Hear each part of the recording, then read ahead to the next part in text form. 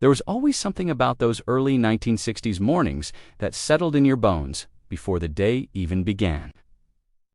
You'd step into the classroom and feel the cold cling to the polished floors, the kind that made your shoes echo a little too loudly. Thick textbooks lay neatly stacked on wooden desks, their worn covers carrying the stories of pupils long before us. From the corridor came the distant hum of assembly footsteps, whispers, and that familiar shuffling as teachers guided everyone into place. Yet beneath the routine, there was an unspoken tension every child recognized. We all knew there was a particular consequence reserved for moments when the rules slipped, a traditional classroom correction whispered about in playground corners. No one needed to explain it. The silence around it said enough, drawing us into a world where discipline shaped every school day. There's something essential to understand about Britain in the 1960s. Order wasn't just preferred, it was expected. The country was still shaped by post-war attitudes, where structure, routine, and respect for authority were seen as the backbone of a stable society. Schools reflected that national mood completely. Uniforms were worn with pride, cues formed without question, and manners were treated almost like an unwritten law.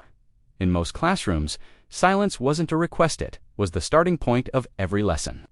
Teachers were viewed as figures of absolute certainty, guiding children with confidence and, when needed, a firm voice. Parents supported this wholeheartedly. They believed that old-fashioned consequences and traditional corrective methods prepared their children for a world that demanded resilience and responsibility. A formal reprimand from a teacher carried real weight, not because it was harsh, but because it represented shared values about right and wrong.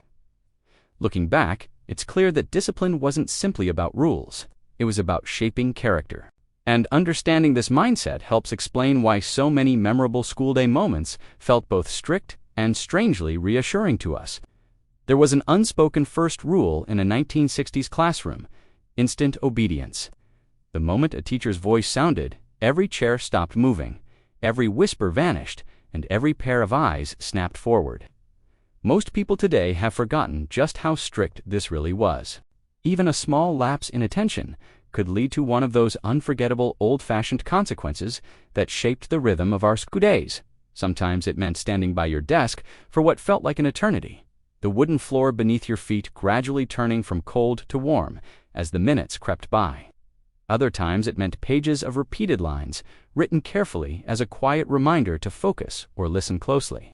And, of course, there was the dreaded front desk, a place where talkative children were moved for the world to see. The scrape of the chair felt impossibly loud as you made that slow, intimidating walk to the front. No one needed to say much. The classroom's silence did the teaching. And those moments, however uncomfortable, laid the foundation for what came next in the years ahead. If the first rule of instant obedience set the tone, the consequences that followed cemented it. Kids today would be shocked to hear this was completely normal. Yet in the 1960s, these moments were part of the school day fabric. One of the most common corrective approaches was being kept after class to finish work you hadn't completed. You'd sit there listening to the distant sounds of the playground, the laughter, the thud of a football while the clock ticked a little too loudly above your head. Another familiar consequence was being sent to stand outside the classroom door. It wasn't dramatic, just quietly embarrassing. You could hear the lesson continuing without you, the teacher's voice echoing down the corridor while you traced patterns in the chalk dust settling on the skirting board. For some, the most memorable moment came during assembly. A gentle public scolding, delivered in front of rows of quietly seated pupils, carried far more weight than any written note. And of course, losing break time privileges was perhaps the harshest of all. Watching your friends race across the tarmac while you stayed inside felt like a lifetime. Yet these old-fashioned consequences weren't meant to frighten. They were simply the way schools maintained order. And understanding them helps us see just how different childhood feels today. Every school in 1960s Britain had its cast of unforgettable characters, and none were more memorable than the teachers who seemed carved from tradition itself. There was the stern maths master whose posture was so straight it could have held up the blackboard, and the no-nonsense headmistress who glided down the corridor with a presence that made pupils step aside without a word. Their voices didn't need volume. They carried authority simply by existing. And then there was the look. Every school had one teacher who possessed a single raised eyebrow that could silence an entire classroom in an instant. It didn't matter how lively the lesson had been. The moment that eyebrow lifted, every fidgeting hand froze, every whisper evaporated. And even the bravest child sat a little straighter. It was a talent, really, perfected through years of guiding restless minds. These teachers believed deeply in structure. They felt that routines, expectations, and firm boundaries taught resilience, respect, and a sense of responsibility. And while their approach might feel unfamiliar today, their influence shaped generations. Many of us still hear their voices when we're running late or trying to stay organized, a quiet reminder of how their discipline lingered long after we left the classroom. Looking back now, it's easy to see how those old rules shaped far more than our school days. They shaped us. Children of the 1960s grew up with a quiet resilience, the kind that came from learning to follow routines, respect time, and take responsibility even when it felt inconvenient. We didn't always appreciate it then, but those expectations built habits that stayed with us for life. Many of us still arrive early, still tidy up without being asked, still feel that gentle nudge of conscience when things are left unfinished. Of course, some of those old-fashioned consequences would never be allowed today, and that's not necessarily a bad thing.